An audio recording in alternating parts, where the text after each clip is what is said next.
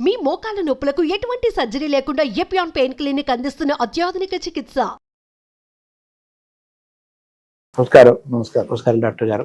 మామూలుగా న్యూరాలజీ అనగానే ఒకప్పుడు నరాల బలహీనత ఉంది వాడికి అంటుండేవాళ్ళు. ఆ మాటలే ఎక్కువ వినపడేవి. ఇప్పుడేమో ఈ బ్రెయిన్ స్ట్రోక్స్, బ్రెయిన్ హెమరేజెస్ పెరుగుతున్నాయి. పెరాలసిస్ కూడా ఉండేవి, తక్కువ ఉండేవి. మూర్ఛలు, వాడికి మూర్ఛ రోగం అంటుండేవాళ్ళు. పెరాలసిస్ కూడా తక్కువ ఉండేది. ఇప్పుడు బాగా మూర్ఛలు కొంచెం తగినేమో తెలియదు కానీ brain strokes, brain haemorrhages, paralyse అవ్వటము ఇవి మాత్రం బాగా పెరిగిపోయినాయి. సో మన శరీరంలో అత్యంత ముఖ్యమైనది మనం నడిపించేదే మెదడు కదా. అవును. సో ఎందుకు మెదడు యొక్క వ్యాధులు పెరుగుతున్నాయి అంటారు? పెరగడానికి కారణం ఒకటి, ముఖ్యమైన కారణం ఏమిటంటే అవగాహన పెరిగింది, అవకాశాలు పెరిగాయి, సౌకర్యాలు పెరిగాయి, డయాగ్నోస్టిక్ అంటే దాన్ని గుర్తించేటువంటి విధి విధానాలు పెరిగాయి. దానికి తోడు సమతూకంగా ఏమిటంటే ఇబ్బందులు కూడా పెరిగాయి. మానవునికి ఉదయం లేచి సాయంకాలం వరకు దైనందిన జీవితంలో ఉండేటువంటి లైఫ్ స్టైల్ అని ఒక మాట, అది చాలా మార్పు వచ్చింది. 2 మాటలు చెప్పుకోండి. ఉదాహరణకు నిద్రే అనుకోండి. నిద్ర ఒక పెద్ద కరువు అయిపోయింది. ఈ రోజే ఒక స్టడీ వచ్చింది, ఇది మన తెలంగాణ ఇన్స్టిట్యూట్ సైన్సెస్ వాళ్ళు స్టడీ చేశారు.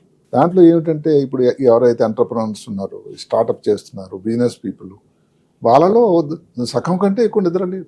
మామూలుగా భగవంతుడు అందరికి కూడా ఇచ్చింది ఏమిటంటే 8 గంటలు నిద్రపోవాలి హాయిగా. అది కూడా ఏమిటి, రాత్రి నిద్రపోవాలి. అంటే న్యాచురల్ స్లీప్ ఉండే సమయంలో నిద్రపోవాలి. నిద్ర తక్కువ అయ్యేసరికి ఒకటి ఊబకాయం, బ్లడ్ ప్రెషర్, డయాబెటీసు, స్ట్రోకు, గుండెపోటు రావడం, హార్ట్ అటాక్, ఇవన్నీ వస్తూనే ఉన్నాయి. అంటే స్ట్రోక్ అన్నది ఏదైతే ఉందో కొంతవరకు లైఫ్ స్టైల్ డిసీజ్ కిందే పరిగణిస్తాం. మనం ఇందాక చెప్పుకున్నట్టుగానే చేసిన ప్రతి విధానంలో కొంత శాతం ఏదో హెరిడిటరీ, ఏదో వంశపారంపర్యంగా వచ్చింది. లైఫ్ స్టైల్ అంటే ఉదాహరణకి ఇప్పుడు ఒత్తిడి అన్న ఒక మాట, స్ట్రెస్ అన్నది దైనందిన జీవితంలో ఒక క్రమం అయిపోయింది. చిన్నప్పటి నుంచి స్కూల్కి వెళ్ళడం నుంచి మళ్ళీ ఈ ప్రపంచాన్ని విడిచి వెళ్ళిపోయినంత వరకు కూడా వ్యక్తి స్ట్రెస్కు లోనవుతూనే ఉంది. మరి అందరికీ స్ట్రోక్ వస్తుందా? రావటంలా. ఎవరైతే ఈ స్ట్రెస్ అన్నది ఒత్తిడిని అధిగమించి దానితో బతకడం నేర్చుకుంటారో వాళ్ళ ఇబ్బందులు రావడానికి ఆస్కారం తక్కువ.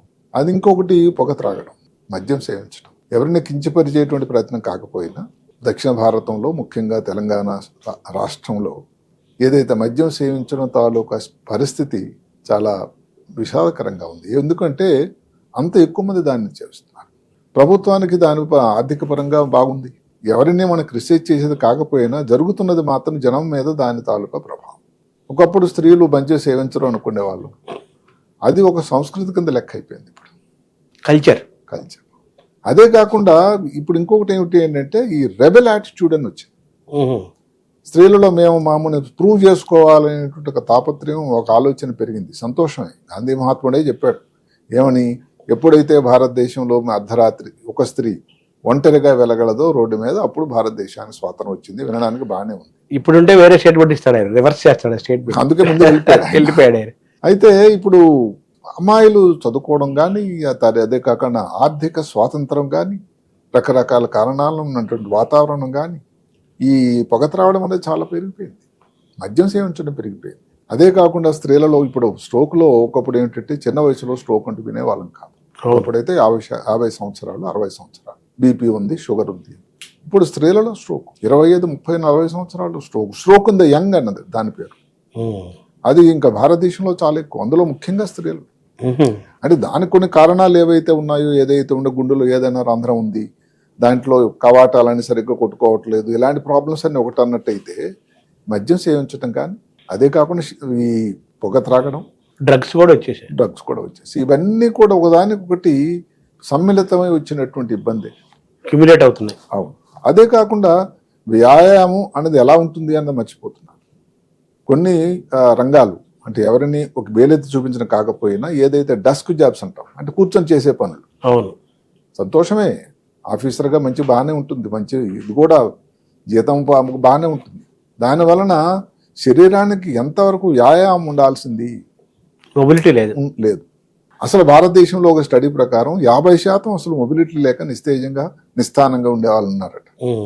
అది లాంగ్ రన్లో ఏదైతే భారత ప్రధానమంత్రి కొన్ని ట్రిలియన్ల ఎకానమీ అవ్వాలి, ఇప్పుడు 5వ స్థానం నుంచి 3వ స్థానంకు మనం ఎగబాకాలనే ఆలోచన, తాపత్రయం చేస్తున్నారు. ఇది అందరికీ దానికి దోహదపడితే కదా. ఇప్పుడు ఇక్కడ స్ట్రోక్ వచ్చి హాస్పిటల్ అడ్మిట్ అయ్యి ఏదైతే మ్యాన్ డేస్ లాస్ అన్నట్టయితే మరి దాని పరిస్థితి ఏమవుతుందో అందరూ ఆలోచించాలి. ఆర్థికంగా ఎదగటం ఎంత ముఖ్యమో ఆరోగ్యంగా ఉండటం అంతకంటే ఎక్కువ ముఖ్యం. దానికంటే 2 సార్లు ముఖ్యం. అది ఉంటే గానీ ఇది రాదు. ఆరోగ్యం ఉంటేనే దేశ ప్రగతి. అవును. అందులోన ముఖ్యంగా మనం చెబుతున్నటువంటి ఏదైతే ఏ దేశానికన్నా కానీ ఆర్థిక ప్రగతికి ఆయువు పట్టు ఏదైతే ఉందో యువత, వాళ్ళలో ఈ స్ట్రోక్ వచ్చింది అనుకోండి, వాళ్ళ మీద డిపెండెన్స్, వాళ్ళ భార్య, పిల్లలు, సమాజం ఫ్యూచర్ అంతా కూడా. అందుకనే అందరూ ఆలోచించాల్సింది. వ్యాయామం గురించి మాలో మాట్లాడుకున్నట్టయితే ఎప్పుడో మాకు 5 day వీక్ అని, ఏదో 6వ రోజు 7వ రోజు లాస్ట్ అటెండ్ చేస్తామని ఉంది, బాగానే ఉంది. కానీ ఆ రోజు ఏదో పని ఉంటుంది, మీరు వ్యాయామం చేయగలుగుతున్నారు. దానికని ఇంకో వీడియోలో చేసినప్పుడు అదే చెప్పాను నేను, ఒక 30 నిమిషాలు కానీ మీరు ఏదో పని చేస్తూ ఉన్నారు, పోనీ 40 నిమిషాలు పని చేస్తారు, వర్క్ ఒక 3 నిమిషాలు మీరు అటు ఇటు తిరగాలి. లేదంటే స్టాండింగ్ టేబుల్ అని వచ్చాయండి ఇప్పుడు సాఫ్ట్వేర్ వ్యవస్థలో, నిలబడి పని చేసే వ్యవహారం. మధ్యలో ఊరికే ఒక దోస్తులందరూ కలవడానికి వెళ్ళడం, ఏమైతేనేమి కదులుతూ ఉండాలి. ఇంకా ఇంకొక మాట చెప్పాను, చాలా ఇంట్రెస్టింగ్గా ఉంటుంది. ఇప్పుడు మీ రూమ్లో ఏదో రూమ్లో ఒక డస్ట్బిన్ ఉంది, డస్ట్బిన్ దగ్గర ఉన్నదానికి దూరం ఉన్నదానికి తేడా లేదు. కొంచెం దూరం ఉంటే కనీసం మీరు లేచేస్తారు, లేకపోతే కూర్చొని లాగా విసిస్తారు. వినడానికి హాస్యాస్పదంగా ఉంటుంది. ఇంకా లాస్ట్ని ఇప్పుడు ఏవైతే ఉన్న వస్తువులే ఉన్నాయి, న్యూస్ పేపర్లే ఉన్నాయి, బాగాలేదు, రూమ్ ఈరోజు క్లీన్ చేయాలని మీకు మనసు వచ్చింది, బాగుంది, అవన్నీ ఒకేసారి తీసుకెళ్ళిపోయి ఇలా పట్టుకొని తీసుకెళ్ళిపోతే ఒకసారి 4 సార్లు అంచనాలు పద్ధతిలో వేస్తే ఎలా ఉంటుంది? అవును. అంటే ఏదన్నా కానీ కంటిన్యూస్ గా కదులుతూ శరీరాన్ని కదలకు ఉండేటట్టయితే ఈ ఇబ్బందులు రాకుండా ఆస్కారం. అంటే మీరు నిద్రతో మొదలు పెట్టారు, మంచి టాపిక్ తీసుకొచ్చారు. మనిషి ఆరోగ్యానికి బాగా అరగటం ఎంత ముఖ్యమో, తిన్నది అరగటం ఎంత ముఖ్యమో, నిద్రపోవటము, నిద్ర పట్టడము, సుఖమైన నిద్రపోవటం చాలా ముఖ్యం అనేది అందరూ చెప్తారు. దాని పేరు సుఖ నిద్ర అంటారు. సుఖ నిద్ర, నిద్ర వల్ల సుఖం. నిద్ర పట్టక వీడు ఇబ్బంది పడుతున్నాడు. ఇది కూడా న్యూరలాజికల్ ఇష్యూ కదా నిద్ర అనేది. మెదడుకు సంబంధించింది కదా. ఇప్పుడు నిద్ర రావాలి అంటే ఏమిటంటే నిద్రకి సుఖం ఎరగదు వాస్తవానికి. అదే కాకుండా నిద్రకి ఏదో హంసతూలికా తల్పాలు లేకపోతే ఏదో ఎయిర్ కండిషనింగ్ అవసరం లేదండి వాస్తవానికి. నిద్ర వస్తుంది, ఏదో భగవంతుడి నుంచి ఆయాచితంగా ఇచ్చినటువంటి ఒక వరం. ఇది ఇక్కడ ధనిక వర్గం పేద వర్గం ఎవరికి కూడా తరతామ్యాలు లేవు. మరి అలాంటప్పుడు ఎందుకు నిద్ర కష్టం అయిపోయింది? నిద్ర అన్నది ఏమిటి? ఒక సమయంలో నిద్రించాలి. దానిని భగవంతుడు అమర్చాడు అందరికి, బయలాజికల్ క్లాక్ అంటారు. అంటే ఏమిటి? ఈ సమయంలో నిద్రపోవాలి, ఈ సమయంలో మెలకువగా ఉండాలి అని. ఒక రాత్రి 10-11 అనుకోండి నుంచి తెల్లవారి మరీ బ్రహ్మముహూర్తంలో లేచి కూర్చొని అని చెప్పకపోయినా కానీ 3-4 గంటల వరకు 5 గంటల వరకు పడుకునే సమయాన్ని న్యాచురల్ స్లీప్ అంటారు. ఇక్కడ కొంతమంది వక్రంగా ఏమైనా ఆర్గ్యుమెంట్ చేస్తారు, మీరు చెప్పేది 8 గంటలేగా, నేను తెల్లవారు 7కి పడుకొని రాత్రి మళ్ళీ సాయంకాలం అప్పుడు 3కి లేస్తాను, ఆ గంటలు అయితే 8 గంటలే కదా. అక్కడే తేడా వస్తుంది. అంటే పగలు పనుకోవాలా రాత్రి పనుకోవాలా? పగలే పడుకుంటే పగలు నిద్ర కింద న్యాచురల్ స్లీప్ కింద రాదండి. ఎందుకంటే నిద్ర కోసం ఒక ముఖ్యమైనటువంటి హార్మోన్ ఉంటుంది, దాని పేరు మెలటోనిన్. మెలటోనిన్ ఎప్పుడు తయారవుతుందట? రాత్రే తయారవుతుంది, చీకటి ప్రాంతంలో తయారవుతుంది, వెలుగులో రాదు. అంటే రాత్రి 11 ప్రాంతంలో మొదలై 2-3 వరకు ఉంటుంది. మరి అలాంటి టైంలో నిద్రపోకుండా 4 గంటలు నిద్రించడం మొదలు పెడితే మెలటోనిన్ తాలూకా అడ్వాంటేజ్ మీకు వస్తుందా? రాని. నిద్రపోవడం ఉపయోగం లేదు, పైగా నష్టం. సో దానివల్ల ఏమవుతుందంటే న్యాచురల్ స్లీప్ అనేది లేకపోవడం వల్ల నిద్ర అన్నది వ్యాకులత నిద్రతో ఉండి, దానివల్ల ఇంకా ఊబకాయం, రకరకాల మీరు తీసినటువంటి భోజనం జీర్ణం కాకపోవడం, అసలు మెదడుకి రెస్ట్ ఎక్కడండి? మెదడు కూడా ఒక సున్నితమైన అవయవం.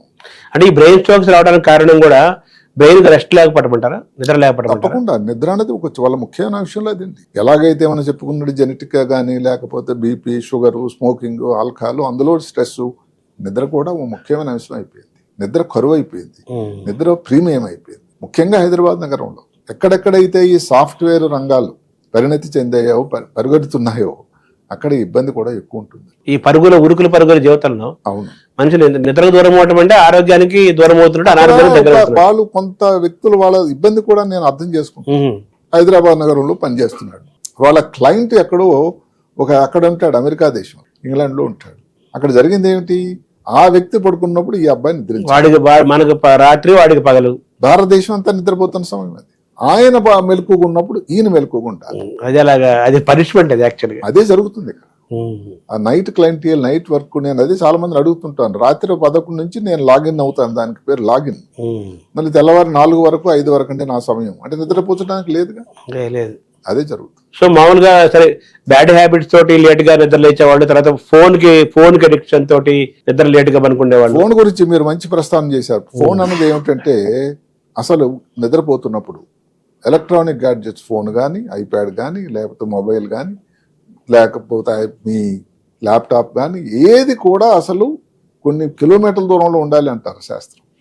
సరే, కొంతమందికి తప్పని పరిస్థితి. డాక్టర్లు అనుకోండి రాత్రి మీద ఏ సమయంలోనే ఫోన్ రావచ్చు, తప్పని వ్యవస్థ.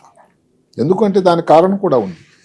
ఈ మొబైల్ నుంచి వచ్చేటువంటి ఆ బ్లూ లైట్ ఏదైతే ఉందో ఈ మెలటోనిన్ సెక్రీషన్కి హేతుదాయకం. సో నిద్ర నేను బెడ్ మీద పడుకున్నాను కానీ నిద్ర రాకపోవడానికి కారణం ఏంటంటే మీ బ్లూ లైట్ ఎన్నిసార్లు ఫోన్ మోగుతూ ఉంటే, ఎన్నిసార్లు మీకు మెసేజ్ వస్తూ ఉంటే, నిద్ర భంగం అవుతూ ఉంటే అది తయారు కాదు. అందువల్ల కూడా ప్రాబ్లం. అవి వెళ్ళిపోతుంటాయి వైబ్రేషన్స్. సో నిజంగా నిద్ర అంటే యాక్చువల్ గా 8 hours నిద్రపోవాలని చెప్తుంటారు కదా, యాక్చువల్ నిద్ర ఎంతసేపు పోవాలండి? వయసుని బట్టి ఉంటుంది. చిన్నపిల్లలు అనుకోండి చాలా ఎక్కువసేపు నిద్రపోతారు, అది వాళ్ళకి అవసరం కూడా. వాళ్ళు ఎక్కువ నిద్రలోనే ఉంటారు. ఇప్పుడు మాటకు మనం 40 నుంచి 50, 60 సంవత్సరాల వరకు తీసుకుందాం. 60 వరకు దగ్గర 7 నుంచి 8 గంటలు, 65, 50, 70 తర్వాత కొంచెం కొంచెం తగ్గొచ్చు, 6 నుంచి 7 గంటలు. కానీ ఈ గంటల్లోనే నిద్ర ప్రాబ్లం అయిపోతుంది కదా. అంటే నిద్ర అంటే మనం 8 గంటల మంచం ఎక్కుతాం కానీ మీరంటే 8 గంటల్లోనే గాఢ నిద్రపోయే తక్కువ ఉంటుంది కదా సమయం. అక్కడే ప్రాబ్లం. అది యాక్చువల్ గా హెల్తీగా ఉండాలంటే ఆ గాఢ నిద్ర ఎంతసేపు ఉంటుంది దాని డ్యూరేషన్? ఆ డ్యూరేషన్ అనేది ఫస్ట్ ఫేజ్ ఉంటాయి. ఫేజ్ స్టేజ్ 1, స్టేజ్ 2, స్టేజ్ 3 అని. ఆ ఫస్ట్ ఫేజ్ నెమ్మదిగా నిద్రలోకి వెళ్ళిన తర్వాత ఆ తర్వాత ఒక కనీసం 2-3 గంటలు మెయిన్ నిద్ర. ఆ సమయంలో ఇబ్బంది ఉండదు. మరి ఆ టైంలో డిస్టర్బెన్స్ వచ్చి ఆ టైంలో ఫోన్ వచ్చి అక్కడ అది ఒకసారి నిద్రభంగం అయిందంటే మళ్ళీ నిద్ర దానికి ఇబ్బంది అవుతూ ఉంటుంది. అలా ఉంటుంది. స్లీప్ హైజీన్ అంటారు కదా. Sleep hygiene. సో మనిషి నాడీ మండలం, నాడీ వ్యవస్థ, బ్రెయిన్, మిగతా హెల్త్ లో, ఎందుకంటే నిద్ర సమయంలోనే మెదడు పని యాక్టివ్ ఉంటుందండి. మనం పని చేస్తున్నా మెదడు అయితే నిద్రపోలేదు కదండి. అసలు నిద్ర అలసట లేని అవయవం అన్నది శరీరంలో అసలు ప్రతి అవయవం పని చేస్తూ ఉండాలి. మెదడు కూడా పగలంతా ఉదయం నుంచి సాయంకాలం వరకు కష్టపడి ఏదైతే మలిన పదార్థాలు, రకరకాల విషయాలు బ్రెయిన్ లోపల చొప్పించుకొని మన కష్టాల్లో ఉంటామో ఆ సమయం మెదడుకి ఒక విశ్రాంతి సమయం. అంటే ఏమిటి? ఇవన్నీ సెట్ చేయడానికి మార్నింగ్ వెళ్ళగా మళ్ళీ మెషిన్ రెడీ ఉండాలి కదండి. అంటే మీరు సెల్ ఫోన్ ఛార్జింగ్ పెట్టినట్టు అంతే. సో బ్రెయిన్ ఛార్జ్ అవ్వాలంటే నిద్ర అనేది మన సహజంగా మనకి పుట్టుకతో వచ్చిన ఒక గ్రేట్ గిఫ్ట్. అది ఒక ఇంధనం దానికి. అది దాన్ని మనం వాడుకోవట్లేదు సరిగ్గా పాడు చేసుకుంటున్నాం ఆ ఛార్జ్ అని. అందుకనే ఈ డిజార్డర్స్ అన్ని వచ్చేస్తున్నాయి.